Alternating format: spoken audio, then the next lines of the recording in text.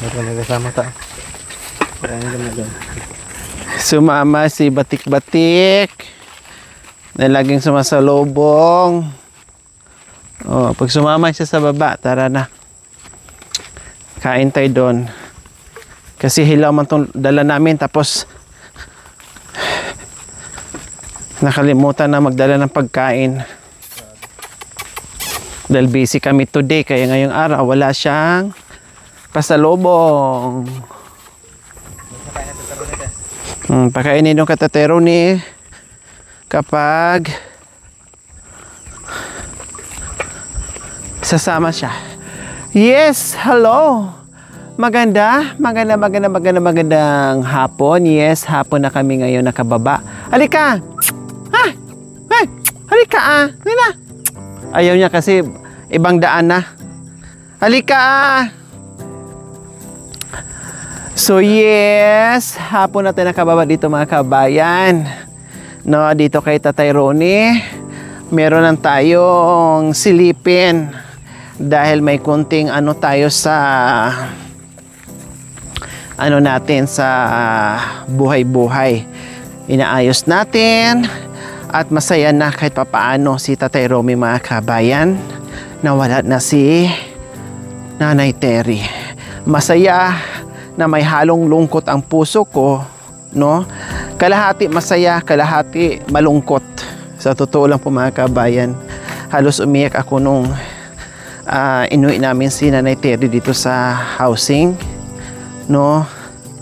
Halos maiyak-iyak ako mga kabayan. Ang sakit sa puso ko na nakita ko nakita ko si Nanay Terry na talagang nagustuhan na niya dyan, napamahal na siya dyan, no? Ilang beses kong paulit-ulit sa kanya tinanong, Nanay Terry, anong gusto mo? Dito ka ba? Or mas gusto mong umuwi sa housing or dito ka magstay? Pero ang sagot niya, dito. Tahimik, dito makatulog siya ng maayos. Dito wala siyang lashing na makikita, walang nagwawala, walang nag-iingay. Dito walang nambabato ng mga bata in everything. Tapos follow up, tanong ko sa kanya, masaya ka ba na makakauwi ka ng housing? Hindi ako masaya. Malungkot ako. Bakit? Kasi doon mas stress na naman ako. Dito, okay na ako dito in everything. O di ba? Ay, Diyos ko, nadurog ang puso ko mga kabayan. Kaya nga sabi ko po sa inyo mga kabayan, pinaghati-hati ko po yung aking unawa, pagmamahal, sakripisyo and everything dito sa tatlo. Kay Kuya Bentot, kay Nanay Terry, kay Tatay Ronnie. Talagang hinati-hati ko po mga kabayan yung aking kaluluwa para lang tatlo sila na maintindihan ko, tatlo sila na hindi ako magsasawa. Ibig kong sabihin na manatili pa rin yung unawa ko mga kabayan, na hindi mapupundi yung yung unawa ko sa kanila, yung pagmamahal ko sa kanila, no, na mabigyan ko pa rin sila ng pagmamahal. Yun ang ginagawa natin.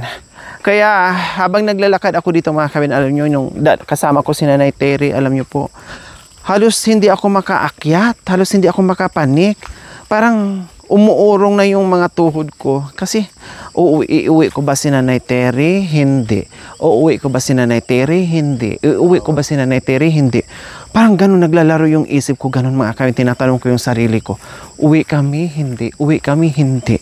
Tapos, kung hindi kami uwi, baka mawala yung isa.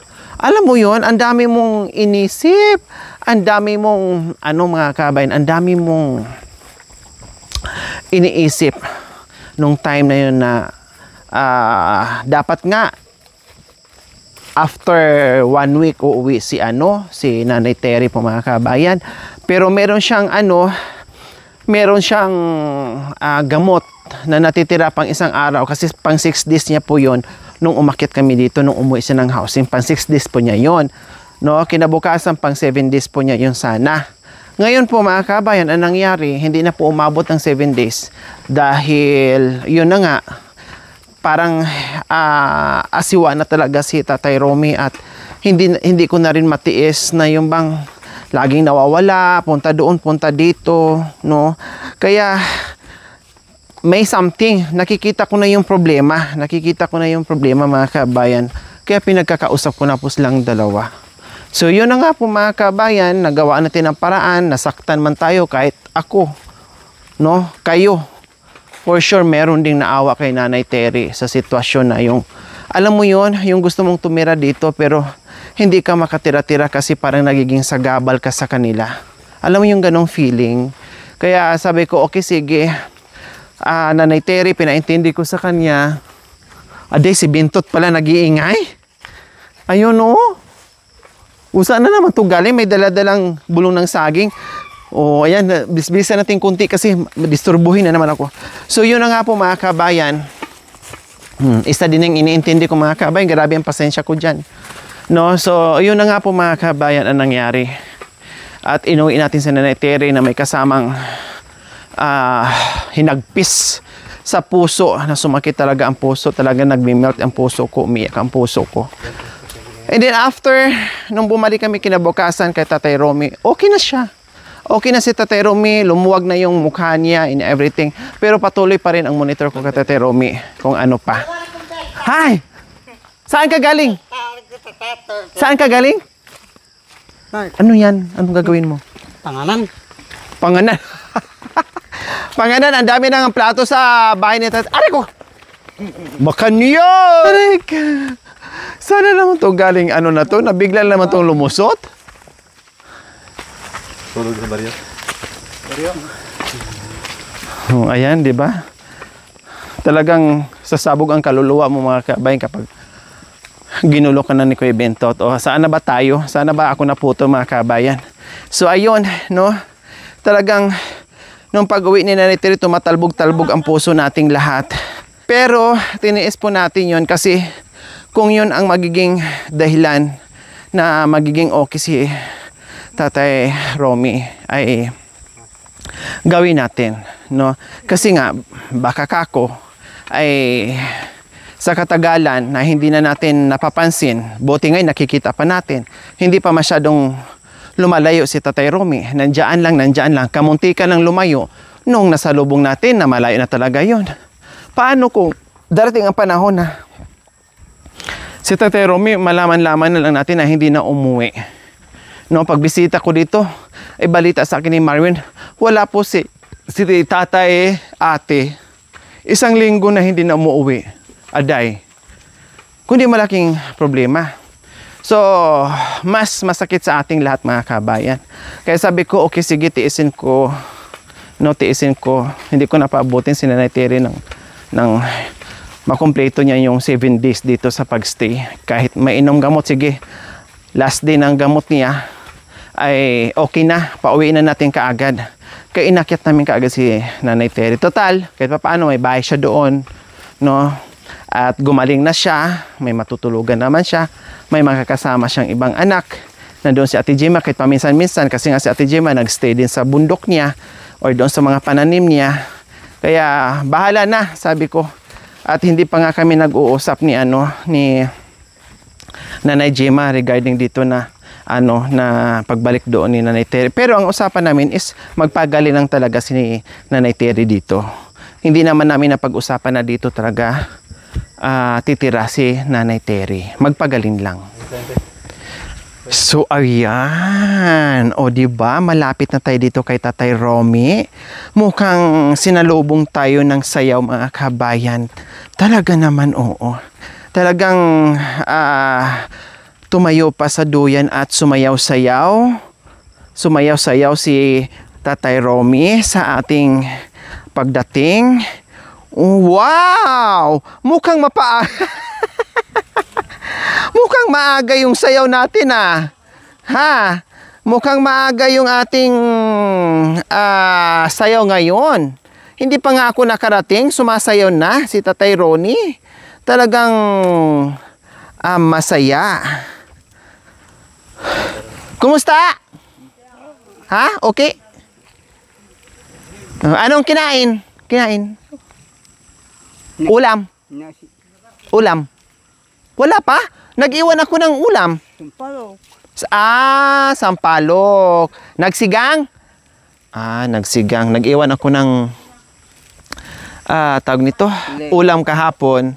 Kasi nag-request sila mga kabayan na hindi na naman daw karne. So nagbigay ako ng frozen foods.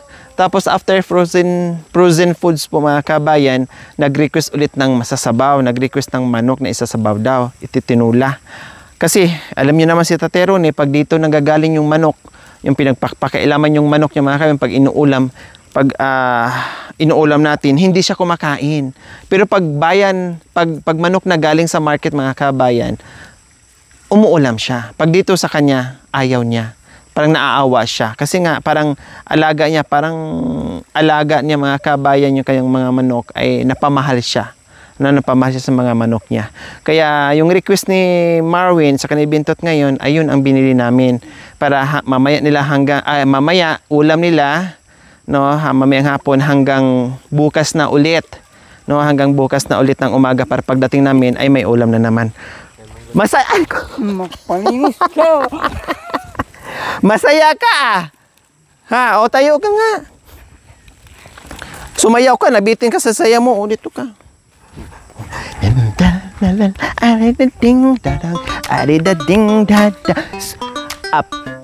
Appear tayo, sumakit ang ulo ko, sumakit ang baywang ko.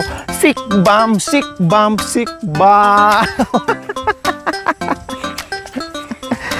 Spaghetti pababa. Ikaw kanta ka. Wait lang.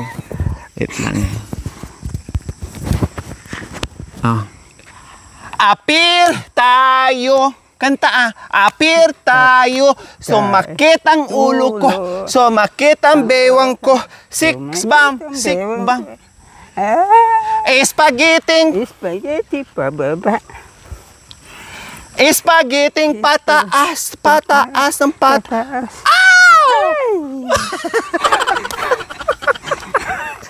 Harek. Halika dito. Masaya na mga kabayan, o diba? Ganyan. Pag dumarating ako mga kabayan, minsan yayapos yan sa akin.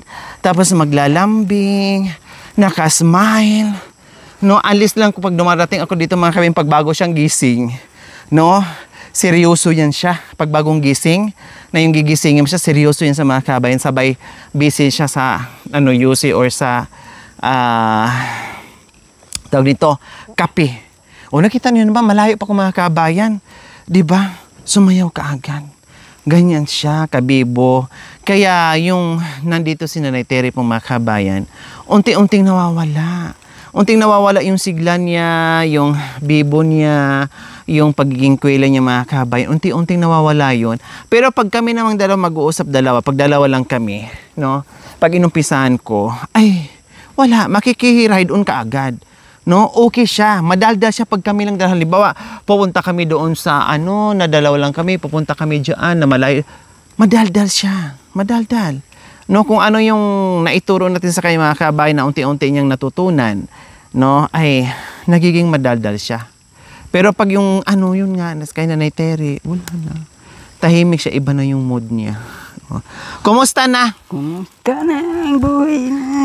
Sana Kumusta na? Tinan mo, ganyan siya kakulit pag kumusta na ang buhay mo? Ganyan siya kalambing sa akin pag yung kami-kami lang.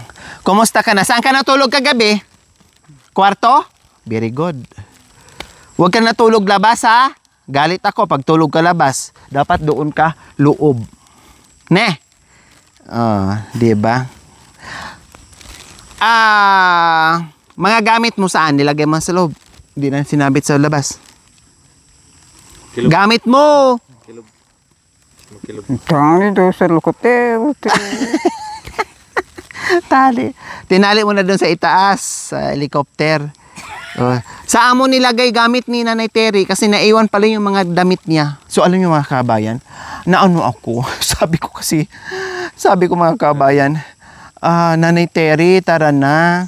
Ayusin natin yung mga gamit mo para maiuwi na natin sa baryo. Ang sagot niya, dyan lang yan. Kasi babalik pa naman tayo, dyan lang yan para may damit ako. Ay, Diyos ko, hindi ko na pinilit mga kabayan, iayos yung mga damit niya. Ang sabi ko lang, okay, sige, kung iiwan mo yan, okay, sige, dyan na lang yan. Pero ipaloob natin sa bag, ilagay natin sa bag at isabit natin dyan or itabi natin sa tabi para hindi kakalat-kalat dyan. Baka makita nito or ayaw niya na may mga damit na nakakalat-kalat dyan or itapon nito or whatsoever. Kaya sabi ko, sige, i-bag mo na lang tapos yung bag ay tali mo and then ilagay mo lang dyan. O mamaya titinan ko kung saan nakalagay yung mga damit ni Nanay Terry. Kasi ayaw niya. Hindi ko na rin pinilit para kahit pa paano na hindi niya naman masyadong maramdaman na yung para siyang itinaboy, para siyang pinangdidirihan, para siyang inayawan, para siyang nireject, no? Kaya ayoko naman din iparamdam kay Nanay Terry. Kaya sabi ko, okay, sige Nay, iwanan na lang po natin yan para pag halimbawa nagpasyal-pasyal tayo dito na abutan tayo ng ulan or pag nagdamo tayo dyan ng pawis na pawis, kumbaga ginagawaan ko ng paraan no, na hindi talaga siya ma-push o hindi niya maramdaman na parang iba siya, yung ganun. Hindi ko talaga pinapakita mga kami kasi naawa ako kay Nanay Terry. Kasi nga nagustuhan na niya dito. Kailang ito naman, problemahin natin mga kabayan. Baka, Diyos ko, mahina pa na ang pandinig nito. Sanay ito sa kagubatan. Survival ito. Kahit saan to magpunta, carry niya. Wala siya ibang iisipin kahit magtayo siya doon ng doon sa pinakalayong gubat, okay lang. No? Mag-umpisa sa doon dahil marami naman mga kalupaan diyan na kahit nandoon sa pinakasulok-sulok. Oh. Walang problema sa sarili niya, mabuhay siya. Ang problema, hindi natin siya mahanap. 'Di ba 'yun yung ano? Kaya tiniis ko lahat ng sakit 'yun. Alang-alang para sa lahat. Kumbaga, para sa lahat mga kabay na siguro kailangan lang muna nila ng space bawat isa. Kaya patuloy pa rin tayo, hoping pa rin tayo na na maging okay. Pero sa ngayon ay tama na yun na gumaling si Nanay Terry dito. Kasi yun naman po ang usapan namin na dito siya magpagaling and then gumaling naman na. Nagawa ko na yung part ko, so balik muna siya sa housing. Pwede anytime pasyal-pasyal. Okay, so yan lang po mga kabayan. Kay pag yung bibi siya. Tulog na. Tulog. Na na na na. Ili tulog anay. Wala diri imo anak. Kadto tsinda bakal papay. Ili tulog anay.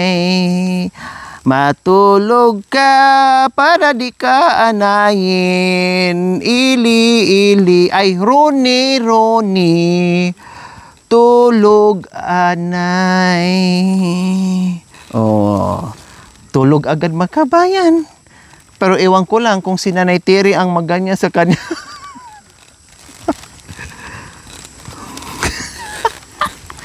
Si Nanay Terry maganyan, kanta sa'yo. Ang ganon-ganon. Nanay Terry, ganon-ganon sa'yo. Labay? Ha? Labay mo Nanay Terry, ganyan-ganyan, patulog sa'yo dito, duyan? Hindi. Ayaw doon. O, di ba ganyan siya? Pero nandito yung isa, hindi niya ako ganyan. Pati ako, daan-daan na lang niya. Kaya ang isa pag nagtampo mga kabayan, Diyos ko, lahat na magtampo pag naumpisahan na. Pag si Nanay Terry naman, pag ito lagi kong kaharutan, aba, hindi na rin, magsisilos din. Pag si Nanay Terry din, ito magsisilos din. Pag si Bentot, ay naku, saan ba? Saan ba ko pupunta nito? Lahat naman kinakausap ko, pero gusto talaga na manatili lang ako sa isang sa isang attention lang. Hindi pwedeng paghati-hatiin. Pero maunawaan naman nila sa Katagaray mga kabay. Masasanay din sila. Kasi sa tagal ng panahon na ganyan lang, and then ngayon na sila nakahanap ng ganyan, kaya nasasanay lang sa mga kabayan, no? Masasanay lang din yan sila. Matuto din yan. Sa ngayon, intindihin muna natin yung mga selos-selos nila, na kailangan sila lang ang atensyon natin, pero ma-practice din yan.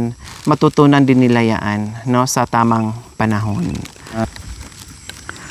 Nanay Tiri, buktot. Binuntis mo?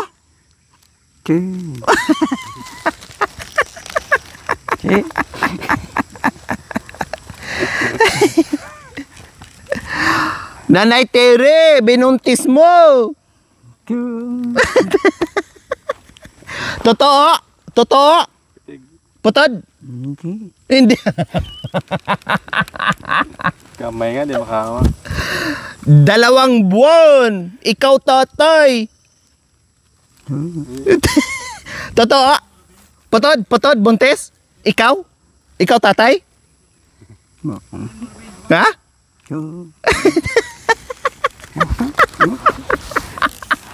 Hindi.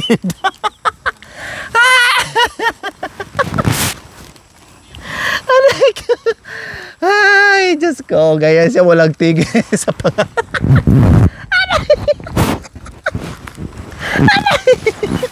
Nagigil.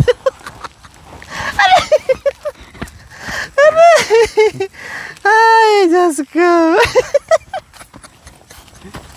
Pag hindi si nanay. Pag nandiyan si nanay, mga kabayan din. Ay, Diyos ko, mga kabayan. Ay, hinarot ako na binuntis niya si Nanay Tere. Hindi daw. Ay, nako, Ronihot. Talaga naman, oo. Bagong gupit ka. Talagang pinaghahandaan mo yung grand champ, ay yung ano Awarding. awarding Nagpagwapo ka ng husto Ano na naman tong kaikika ni Kuya Bentot, mga kabayan, oh? Kasalan. Ano nangyari? Ha? Wala ka limom. Limom, mama pali ah. Mainit? Kaya nilagyan mong ganyan? Masada talaga. Ah. Patang ko ang bat. Pinatag na rin niya dito. Sama sa ko. May kasalan ba? May kasalan? Ay nga, may mabas. Bisya mo siya. Sibla mata. Tider kuku at tider kuku. Maano daw, kaya pinatag niya. Tapos ito, tinapos na rin niya. Ayan, no? Tinapos na rin niya, mga kabayan. Tinapos na rin niya, tapos nilagyan niya kasi mainit daw. Hindi naman mainit, oh. Para na kaming may ikasal dito, may binyagan, may party. Tapos ito pinatag niya. Kasi sabi ko, meron na naman tayong bisita na darating. Kaya sabi ko nga kay Kuya Marwin, pero sinabi ko naman, may bisita to, wala, manatili, malinis yung bahay, no? And then mabisita tayo next week dito, sunod araw. Biniling ko na kay Kuya Marwin na linisin yung palibot ng bahay, no? Linisin yung palibot ng bahay at itabi yung mga ano-anong abubot dyan, itabi yung mga sagabal dyan, itabi yung mga marurumi, kung ano mang dapat itabi. No, para magiging manatiling malinis yung bahay, mga kabayan. Okay? So pati ito tinapos na rin nila and everything. At ayun, natanggal na nga ni Kuya Marvin, mga kabayan, yung sinabi ko sa kanya diyan. Oh, 'di ba? Kaya wala tayong problema, mga kabayan, kapag nandito si Kuya Marvin kasi nga pag nag-usap kami ni Kuya Marvin, madaling maintindihan, no, at magagawa niya kaagad. Kaya malaking tulong na nandito si Kuya Marvin, mga kabayan. Kaya sana wala nang problema. No, wala nang problema si Tatay Romy, wala nang problema si Kuya Bentot, hindi sila magka-problema ditong tatlo. Laging maayos, nagtutulungan, nagmamahalan at magkakasama na walang gulo at tahimik. Ganon ang gusto natin sa kanila. Okay? So ayan po, mga kabay, maraming salamat po muli na masaya si Tatay Romy. Thank you for watching. Don't forget to like, share, and subscribe.